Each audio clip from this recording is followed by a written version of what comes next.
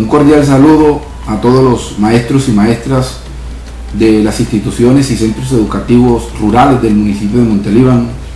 Desde aquí de la Secretaría de Educación Municipal, hoy 14 de mayo, Día del Educador, Día del Maestro, quiero manifestarle mis más cariñosas felicitaciones.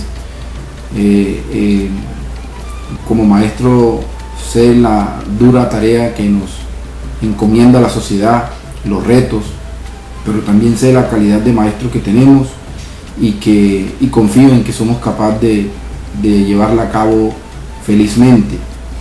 En esta ocasión quiero dirigirme a ustedes porque estamos trabajando sobre un trabajo de acompañamiento y seguimiento a la elaboración del plan de estudio, pero ese trabajo por ocupaciones aquí a nivel urbano se ha visto cesado durante algunas semanas y estamos pensando retomar el trabajo. Entonces quiero que este video sirva de etapa previa a la reanudación de las acciones. Por eso más que todo lo hago con intención de puntualizar los elementos que a la fecha deben estar avanzados por lo menos en un 80%. Se trata del elemento diagnóstico del área y del elemento de la justificación del área.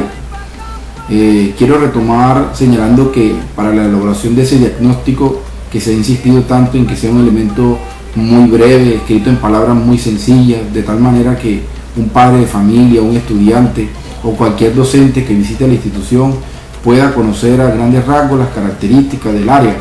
Por lo tanto, se insiste en 3 elementos fundamentales, como es diagnosticar la estructura del área, en donde se dé cuenta del tipo de docente y de su formación que responde por el área, de la existencia o no de un jefe de área, de una estructura administrativa del área, si el área cuenta con asignaturas o no, y si cuenta con esas asignaturas, cómo se desarrollan, si paulatinamente o de manera integrada. Además, el elemento que tiene que ver con los estudiantes, un diagnóstico sobre sus perspectivas, sobre sus iniciativas, sobre sus expectativas, sobre sus estilos, sobre las personalidades, los intereses de esos estudiantes. Hemos entregado un instrumento que es un cuestionario que se aplica, un cuestionario semiestructurado a manera de entrevista, para que el estudiante lo responda y de esa manera tener unos datos que puedan servir como producción, como información coproducida, por decirlo así, y sea tenido en cuenta para la elaboración de este diagnóstico en lo que tiene que ver con el estudiante. Si alguna institución o algún docente no cuenta con ello, por favor escríbame el correo que yo le hago llegar al instrumento para que lo aplique y en la próxima visita ya podamos discutir los resultados de ese instrumento. Además, ese diagnóstico debe tener también un estado del arte en cuanto a la didáctica. Por ejemplo, mencionar si en el colegio existe planeación de periodo, si existen unas planeaciones de clase, si existen unos diarios de campo, cómo están los instrumentos utilizados como medios o mediadores, el uso de los espacios, el uso de los tiempos, si le ha sido asignada al área, por ejemplo, el uso de una sala de informática o el uso de algunos recursos que sirvan como medios didácticos. En fin, esta parte debe quedar claramente identificada, repito, en un lenguaje sencillo y claro, máximo en 2 páginas, de tal manera que sea de fácil acceso. En segundo lugar, estamos hablando de una justificación, que es básicamente una carta de presentación a la comunidad en donde se le dice el para qué del área. Uno pensaría que básicamente se responda a la pregunta de por qué yo dejaría o insistiría en que mi hijo reciba una respectiva área en una institución. Si esa justificación responde a esa pregunta, entonces sería una justificación pertinente. Por tanto, debe llevar una serie de elementos. El primero del elemento es a nivel normativo, pues todos conocemos la ley 115, la ley 715, sus decretos reglamentarios, pero además existen unas normatividades menores que iluminan algunas prácticas al interior de cada una de las áreas en específico. Entonces es importante señalar esa parte. Además de haber una justificación también práctica, recordemos que estamos trabajando mediante una metodología de investigación-acción, en donde nosotros como asesores esperamos que el docente sea visto como un investigador. He recibido información por parte de docentes y directivos que existe cierto nivel de preocupación por el modelo crítico o por el el plan de estudio crítico al que nos hemos referido, pero yo quiero darle un parte de alerta, maestros. Esto se trata muy sencillamente de un plan de estudio que es elaborado por el mismo maestro. La investigación-acción en cabeza de personajes como Eliot o en personajes como Lawrence Steinhaus, que es un investigador inglés que trabaja un texto que se llama Investigación y Desarrollo del Currículo, aporta al mundo de la educación el elemento de la investigación-acción como una metodología muy sencilla en la que usted como maestro, al mismo tiempo que construye su plan de estudio, lo investiga, lo desarrolla. Entonces usted como maestro es investigador e investigado, es decir, usted procura comprender la realidad de su institución educativa, pero también transformarla, es decir, también accionar sobre ella, no solamente comprenderla, no solamente estudiarla, sino aportar a los cambios. Por eso entonces nosotros pretendemos que usted en esa justificación dé cuenta del por qué en términos de la realidad, del contexto, de las necesidades locales, y a partir de ahí entonces se ve claramente por qué esta propuesta en el área en específico. Entonces miren que no es nada del otro mundo. Esa parte de la justificación debe estar consignada ahí. Y por último, una justificación conceptual, que ahí es importante los docentes que son formados en el área, porque ellos van a poder aportar muchos elementos de tipo teórico que nos ayuda a tener claras las decisiones al interior del área. Entonces con estos tres elementos, ¿cierto?, lo normativo, lo práctico y lo epistemológico, quedaría elaborada también una justificación de no más de página y media o 2 páginas. ¿A qué nos vamos a dedicar a continuación? ¿En qué nos vamos a concentrar? Nos vamos a concentrar en la elaboración de unos ejes para cada una de las áreas, de una estructura de esos ejes. Entiéndase aquí el eje como un elemento que cruza longitudinalmente los diferentes grados, los diferentes periodos.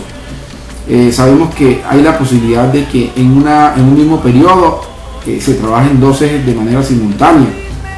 Algunos proponen hasta 3 ejes. Yo particularmente sugiero que en un principio sea un eje o 2 ejes, cuando mucho, por periodo, pero estos ejes deben ser explicitados, es decir, deben quedar definidos en el plan de área, y además de definirlo hay que mostrar cómo estos ejes se organizan en la estructura de niveles y de periodos.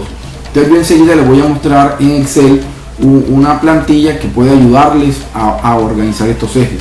¿Cuál es mi intención? Mi intención es que ustedes desde ya puedan ir trabajando sobre la definición de esos ejes y la organización en esa estructura, de tal manera que en mi próxima visita yo me dedique a discutir esa propuesta que usted tenga preparada. Hay áreas como el área matemática en la que, por ejemplo, se toman los pensamientos matemáticos como eje. Lengua castellana tiene definidos sus ejes. Por allá en algún lugar de los lineamientos curriculares se explicitan cada uno de ellos. De igual manera, ciencias sociales habla de ejes generadores, pero algunas áreas no tienen estos ejes definidos en los lineamientos, y entonces sería un trabajo de ustedes definir unos ejes y mirar cómo se cruzan. Yo enseguida voy a pasar a mostrarles en Excel cómo se realiza o cómo podemos abordar este proceso.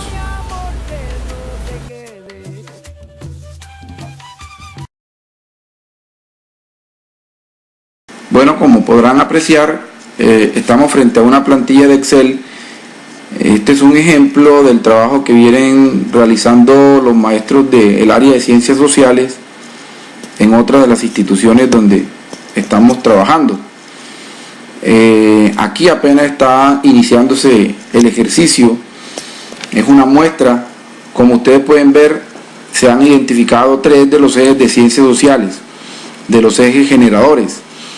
El primer eje que ellos han identificado con el color morado, y el que incluso podríamos identificar con la letra mayúscula H, en la medida en que es un eje que se podría comparar con los contenidos que tradicionalmente han sido desarrollados desde la historia.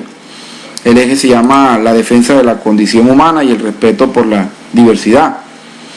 Existe un segundo eje que aquí lo podríamos identificar con lo que tradicionalmente se ha trabajado en democracia. Es un eje llamado sujeto, sociedad civil y estados comprometidos con la defensa y la promoción de la ciudadanía. quiero aclarar que no se trata de que estos ejes son disciplinas. Esto es solamente para el ejemplo que estoy tratando de utilizar una letra como para que identifiquen los ejes. El tercer eje, entonces lo podríamos identificar con la letra G, comparándolo un poco con la parte de la democracia, de la geografía.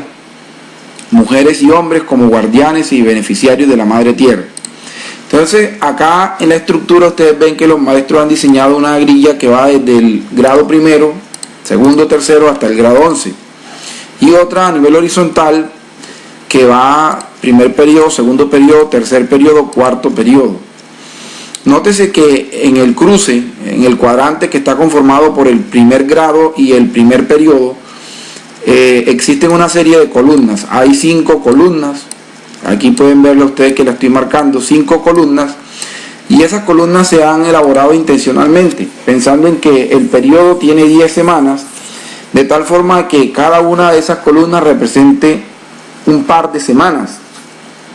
Intencionalmente se han elaborado entonces 2 líneas y aparecen así 10 cuadrantes, 10 cuadritos, ¿cierto? 1, 2, 3, 4, 5 y 5 abajo.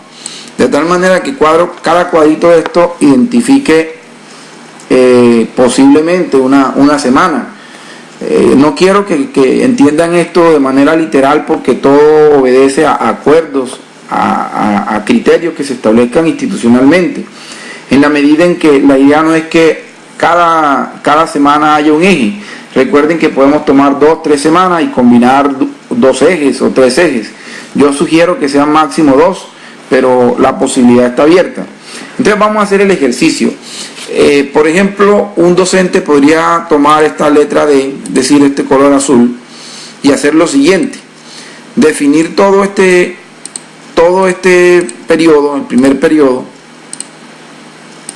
digamos que hacer lo siguiente y decir, pues yo voy a trabajar todo el primer periodo con el eje de sujeto, sociedad civil, y luego en el segundo periodo voy a trabajar todo el segundo periodo con la parte de geografía, y en el tercer periodo voy a trabajar todo con la parte de historia, y así sucesivamente. Tratar de definir los periodos en función de las disciplinas o de los ejes, en este caso, de los ejes. Pero ese modelo de alguna manera viene siendo abandonado en la medida en que comprendemos que la idea no es trabajar segmentadamente, seccionadamente, sino es decir, tratar de identificar unos cruces entre las disciplinas, unos cruces entre los ejes, entre los pensamientos. Entonces es posible que, por ejemplo, estos maestros propongan lo siguiente: durante el primer periodo, las 2 primeras semanas vamos a trabajar simultáneamente el eje 2 y el eje 1, es decir, lo de democracia con lo de historia. Estos 2 ejes, sujeto y sociedad, y defensa de la condición humana. Ya en el segundo periodo puedo hacer un cambio y no voy a trabajar democracia, sigo trabajando historia. Hagamos aquí el cambio, pero ahora lo voy a combinar con geografía. Y quizá para la siguiente semana, para el siguiente periodo, voy a trabajar todo democracia combinado ahora con geografía. Estas combinaciones son decisión de los docentes, pero quiero decirles que no son fortuitas, es decir, no se trata de que sean al azar o algo por el estilo, sino que obedezcan a la intención y a lo que el maestro sabe hacer. Si el maestro sabe cómo combinar democracia e historia, adelante. Pero si no es que esto sea camisa de fuerza. Ya en la práctica uno encuentra que el docente que está tratando de organizar una propuesta va a encontrar cosas como la siguiente. Por ejemplo, primer periodo. Entonces, durante algunas semanas se cruzan esa parte de la democracia con la historia, las 2 primeras semanas, las 2 segundas semanas, las 2 terceras semanas, pero ya en la semana 8, en la semana 7 y 8, ya estaría trabajando no democracia con historia, sino geografía con historia, y en la semana 9 y 10, geografía con historia. De tal manera que en el primer periodo habría un peso relativo de historia, una prioridad en historia, Repito, se trata de este eje, no de la disciplina, sino de la defensa de la condición humana durante todo el primer periodo, y ya eso va a ir de alguna manera cruzado con unos elementos de tipo del segundo eje durante las 3 primeras semanas, es decir, sociedad civil, sujeto y sociedad civil, y en las últimas 4 semanas irá cruzado más bien con mujeres y hombres como guardianes. Y así sucesivamente con los demás periodos y con los demás grados. Pero obviamente recuerden que no se trata de 3 ejes, porque por ejemplo ciencias sociales en sus lineamientos curriculares plantean 6 ejes, en matemáticas se plantean 5. Voy a mostrarles un ejemplo de lo que sería en matemática.